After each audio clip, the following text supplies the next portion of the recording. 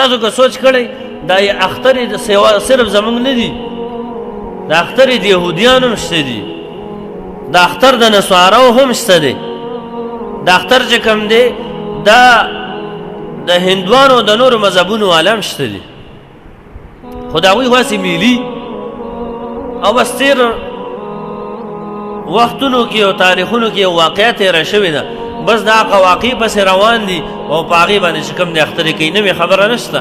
دا الحمدلله زمونږ دین اسلام دی چې نوې خبرې دي. خلک وایي دا زړې خبرې دي، نه موږ ته الله داسې قانون را کړی دی چې الله رب العزت دا د هر دور سره برابر کړی دی. هغوی زړو د زړو خلکو په کارنامو باندې اخترې کوي او موږ الحمدلله په خپلو کارنامو باندې اختر کوو. دا د الله شکر نه دی، دا د الله ډېر شکر.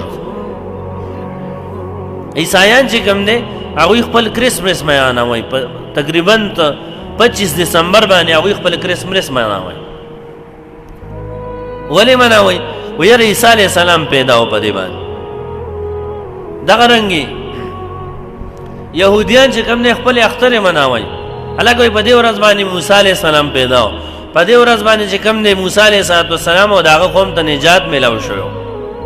خوشحال خو په هغې مونږ هم یو چې الله رب العزت انبیا وله بری ورکړي، الله رب العزت انبیا غالبه کړي او دشمن یې مغلوبه کړي، په دا خو خوشحالي پکار.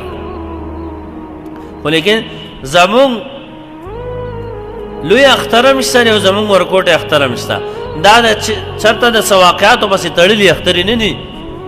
زمونږ ورکوټی اختر دا چې کوم دی بې تکمیلي صیام دی، یعنی روجې خلک ونیسي، په روجو کې چې کوم دی محنتونه او کوششونه وکړي، نو په دغه ورځ باندې د خوشحالۍ مقام چې الله ته ډېر لوی احسان په موږ وکړو چې دا د روجې توفیق دې راکړو، یا الله موږ له د دې بدلې راکړي.